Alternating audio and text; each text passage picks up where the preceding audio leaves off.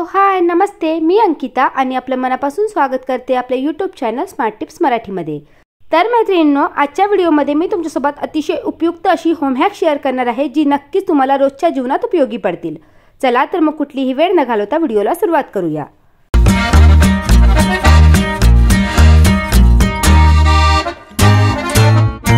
मैत्रिणींनो, बरेचदा तुम्ही नोटीस केले असेल की आपल्या घरी जर अशा प्रकारच्या छोट्या छोट्या कुशन्स असतील किंवा उशा असतील, जशा त्या जुन्या होतात ना, त्यातलं जे आतलं कापूस असतं ना ते दबला जातं आणि त्याचा साईज चेंज होतो। त्या एकदम फ्लफी दिसत नाही, अशा दबल्यासारख्या दिसतात।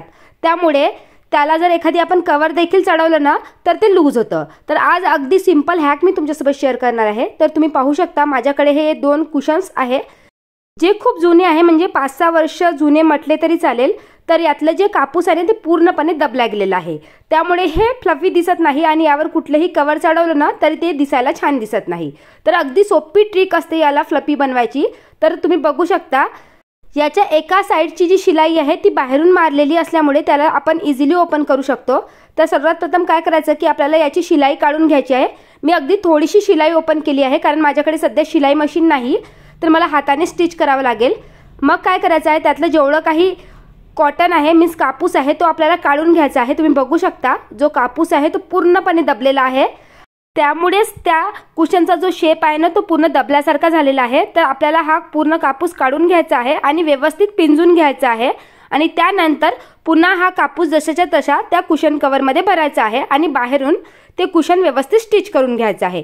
तुमच्याकडे शिलाई मशीन असेल ना तर इझिली तुम्ही हे स्टिच करू शकता। म्हणून मी पूर्ण कुशन ओपन केला नाही, हलकीशी शिलाई काढलेली आहे, त्यातून हा कॉटन काढून घेतला आणि व्यवस्थित त्याला पिंजून घेतले आणि भरून घेतला। आणि मी तुम्हाला आता व्यवस्थित पिलो शिवल्यानंतर दाखवते। आता बघा मी पूर्ण कापूस या पिलोमध्ये भरल्यानंतर या पिलोचा साईजच चेंज झालेला आहे। आता मी ही शिलाई हाताने शिवून घेणार आहे आणि आता बघू शकता पिलो किती फ्लफी झालेला आहे।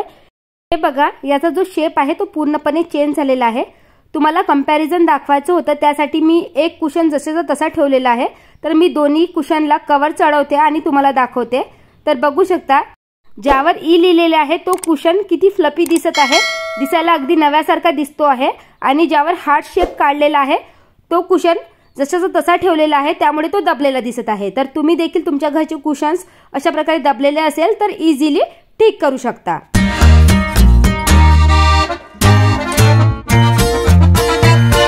प्रत्येक वस्तूला कव्हर करण्यासाठी मार्केटमध्ये आजकाल कव्हर उपलब्ध आहे, जसा हा रिमोट।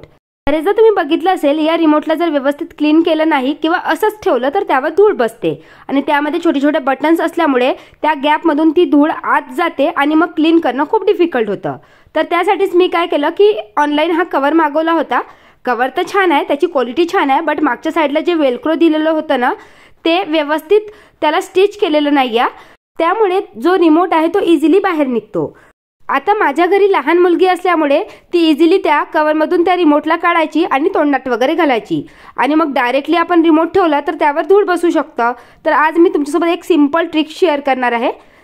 जरी मार्केटमधून कव्हर घेणे जरी पॉसिबल नसले तर तुम्ही ही सिंपल ट्रिक वापरू शकता, दिसायलाही अगदी सुंदर दिसते। आपल्याला असा थोडासा एक ट्रान्सपरंट प्लास्टिक घ्यायचा आहे, ज्यामध्ये कपडे वगैरे पॅकिंग करून येतात ना, त्या प्लास्टिकची क्वालिटी छान असते। व्यवस्थित रिमोटच्या आकारा इतका प्लास्टिक कट करून घ्यायचा आहे आणि सेलोटेपच्या हेल्पनी अशा प्रकारे स्टिक करून घ्यायचा आहे।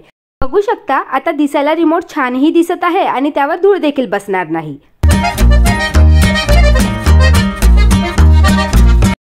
बरेचदा तुम्ही बघितलं असेल जर का आपल्या किचनमध्ये डब्यांची मीन्स कंटेनरची कमी असेल तर आपण काय करतो, ज्या मार्केटमधून विकत आणलेल्या वस्तू असतात ना त्याच प्लास्टिकमध्ये ठेवत असतो। मग अशा वेळेस आपण त्या प्लास्टिकला पॅक करायसाठी बरेचदा रबर बँडचा यूज करतो, नाहीतर स्टॅपलर मारून ठेवतो, नाहीतर आजकाल मार्केटमध्ये महागडे प्रोडक्ट देखील या पॅकेटला सील करायसाठी उपलब्ध आहे। तर माझ्याकडे देखील भरपूरशा कंटेनरची कमी आहे। तर मी काय करायचे की पहिले जे मोठमोठे पॅकेट्स असतात ना त्याला स्टॅपल करायचे। तर बरेचदा स्टॅपलरची पिन काढताना ती हाताला रुतायची आणि त्याचा साईज छोटा असला की माझं जे काउंटर टॉप आहे ना मीन्स ओटा आहे किचनचा तो काळा असल्यामुळे बरेचदा ती क्लिप व्यवस्थित दिसत नव्हती आणि हाताला वगैरे रुतण्याचा चान्स राहायचा। तर मी त्याचं कन्वर्शन अशा प्रकारे बाइंडिंग क्लिप्समध्ये केलेलं आहे। या अगदी मार्केटमध्ये स्वस्त प्राइसमध्ये मिळतात। तर जे मोठे मोठे पॅकेट्स असतात ना ते पॅकेट्स पॅक करायसाठी मी अशा प्रकारे बाइंडिंग क्लिप्स विकत आणलेले आहे। बघू शकता जे पॅकेट्स आहे ते किती इझिली पॅक झालेले आहे आणि जर तुमचे पॅकेट छोटे असतील, त्यामध्ये मीन्स कमी वस्तू असतील, तर मग अशा पॅकेटला पॅक करायसाठी तुम्ही रबर बँडचा उपयोग करू शकता. नाहीतर जे आपले पेनांचे झाकण असतात ना, जनरली पेन जुनी झाली किंवा संपली तर आपण काय करतो, फेकून देतो. तर मग ते झाकण काढून ठेवायचे आणि त्या झाकणाने देखील तुम्ही अशा प्रकारे हे पॅकेट्स फोल्ड करून पॅक करून ठेवू शकता. त्यामुळे तुम्ही पॅकेटला जरी हलवलं तरी देखील त्यातली वस्तू खाली पडणार नाही. जसे तुम्ही हे 2 पॅकेट्स बघू शकता. यामध्ये खूप कमी प्रमाणात वस्तू स्टोअर आहे. मग असे पॅकेट्स पॅक करण्यासाठी जे पेनाचे झाकण असतात ना, त्याचा तुम्ही उपयोग करू शकता. तर मी या सगळ्या वस्तू काय केलं आहे की एका डब्यामध्ये स्टोअर करून ठेवलेलं आहे, जेणेकरून मला जेव्हाही गरज पडेल ना त्या वेळेवर मिळतील. या व्यतिरिक्त तुम्ही रबर बँडचा देखील उपयोग करू शकता. बट बरेचदा पॅकेट्स मोठे असतील ना तर ते रबर बँडनी पॅक करू शकत नाही. जसे डाळीचे पॅकेट्स वगैरे बरेचदा मोठे असतात. जसे असे छोटे पॅकेट्स असतात तर तुम्ही इझिली रबर बँडनी पॅक करू शकता.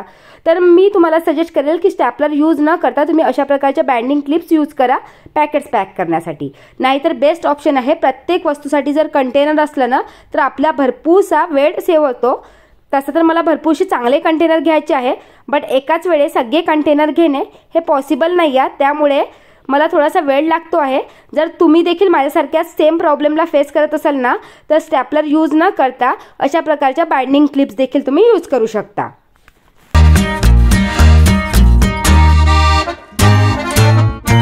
त्या व्यतिरिक्त बरेचदा जे मसाल्याचे पॅकेट्स असतात ना ते एकदा की ओपन झाले की व्यवस्थित सील करता येत नाही. तर त्यासाठी तुम्ही ही सिंपल ट्रिक वापरू शकता. बाजूचे जे त्याचे एजेस आहे ना ते आपल्याला कैचीच्या हेल्पने कट करून द्यायचे आहे. त्यानंतर व्हिडिओत दाखवल्याप्रमाणे डब्याला फोल्ड करायचा आहे आणि त्याचा जो वरचा भाग आहे ना तो आतल्या साईडला अशा प्रकारे फसवायचा आहे. आणि बघू शकता तुम्ही इझिली अशा प्रकारे मसाल्याचे डब्बे पॅक करू शकता. आता तर तुम्हाला डब्बा पॅक दिसतो आहे, बट मी या ट्रिकमध्ये बघितलं की जसं जसं आपण या डब्याला वारंवार यूज करतो तर त्या डब्याचा शेप बिघडतो. त्यामुळे तो हलकासा ओपन होऊ शकतो आणि हवा आत घुसू शकते. मग अशा प्रकारे वरच्या साईडला तुम्ही बाइंडिंग क्लिप जर लावून ठेवली तर त्यात हवा देखील घुसणार नाही आणि जे मसाले असतात त्यामध्ये नमी येणार नाही.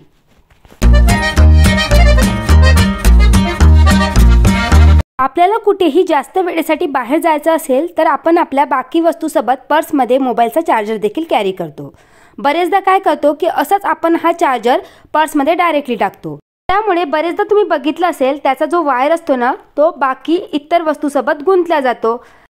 जर त्याचं व्यवस्थित प्रोटेक्शन केलं नाही तर तो वायर लवकर खराब होऊ शकतो. आणि तुम्हाला माहीतच आहे की मोबाईलचा चार्जर हा किती इम्पॉर्टंट आहे. पण जर का या चार्जरला व्यवस्थित ऑर्गनाइज करून आपण बॅगमध्ये नेले किंवा कुठेही अलमारीत जरी ठेवायचं असेल तर जसं मी व्हिडिओमध्ये दाखवत आहे त्यानुसार वायरला फोल्ड करून ठेवले तर वायर बाकी वस्तूसोबत गुंतल्या जाणार नाही आणि या व्यतिरिक्त पर्समधली जागा देखील तो कमी घेणार. बघू शकता किती व्यवस्थित चार्जरचे वायर फोल्ड देखील झालेले आहे. इथे तुम्हाला कुठल्या रबर बँडची देखील गरज पडली नाही आणि ही फोल्ड करायला देखील खूप इझी आहे. आता पर्समधल्या इतर वस्तूसोबत हा गुंतणार देखील नाही. तर मैत्रिणींनो, नेक्स्ट टाइम कुठेही बाहेर जाताना तुम्हाला चार्जर कॅरी करायचा असेल तर ही ट्रिक नक्की ट्राय करा.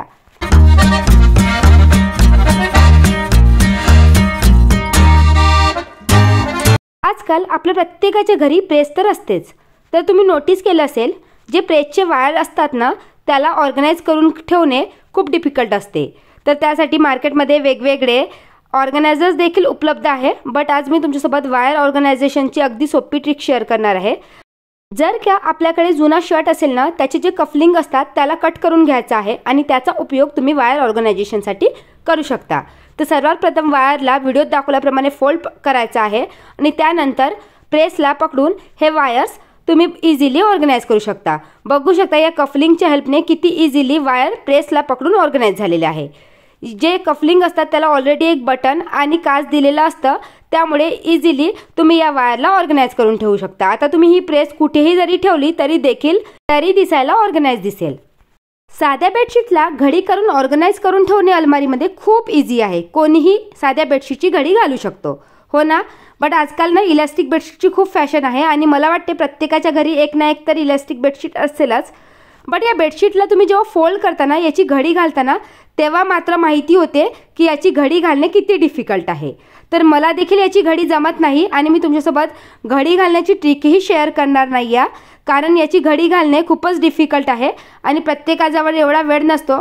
भलेही मी व्हिडिओ पुरतं तुमच्यासोबत याची घडी शेअर देखील करणार, बट रेग्युलर लाईफमध्ये याची घडी करणे खूप डिफिकल्ट काम आहे, कारण खूप वेळ जातो. मग आपण कामाच्या गडबडीत याची काही घडी व्यवस्थित घालत नाही. तर मी जनरली अशीच नॉर्मली तुमच्यासोबत व्हिडिओमध्ये दाखवली ना तशीच घडी करते. बट मी तुम्हाला याला स्टोअर करण्याची एक टेक्निक सांगणार आहे, जेणेकरून अलमारीमध्ये जेव्हा तुम्ही ही बेडशीट ठेवाल ना तर त्याचा पसारा दिसणार नाही. तर मी बघू शकता साधीच घडी घातलेली आहे. तर तुम्हाला जशी घडी घालायची आहे ना तशीच घडी घालायची आणि या बेडशीटला डायरेक्टली अलमारीमध्ये न ठेवता याचे जे पिलो कवर आहे ना त्यामध्ये या बेडशीटला ऑर्गनाइज करून ठेवायचं, जेणेकरून अलमारीमध्ये या बेडशीटचा पसारा देखील होणार नाही. आणि बरेचदा काय होतं की बेडशीटचे पिलो कवर आपल्याला मिळत नाही. मग अशा वेळेस जर तुम्ही बेडशीटला पिलो कवरमध्ये स्टोअर करून ठेवलं ना तर बेडशीट देखील ऑर्गनाइज राहील आणि ती वेळेवर मिळेल देखील. बघू शकता मी अशा प्रकारे सिंपल बेडशीटची फोल्ड टाकलेली आहे. त्याचबरोबर एक पिलो कवर त्यावर ठेवलेला आहे आणि जो दुसरा पिलो कवर आहे ना त्यामध्ये ही बेडशीट ठेवणार आहे. तर बघू शकता इझिली बेडशीट ऑर्गनाइज देखील झाली आणि दिसायलाही घाण दिसणार नाही. साध्या बेडशीट देखील तुम्ही अशाच प्रकारे साधी फोल्ड करून एका पिलो कवरमध्ये स्टोअर करून ठेवली तर कधी त्याचं पिलो कवर देखील हरवणार नाही आणि दिसायलाही अलमारी छान दिसेल.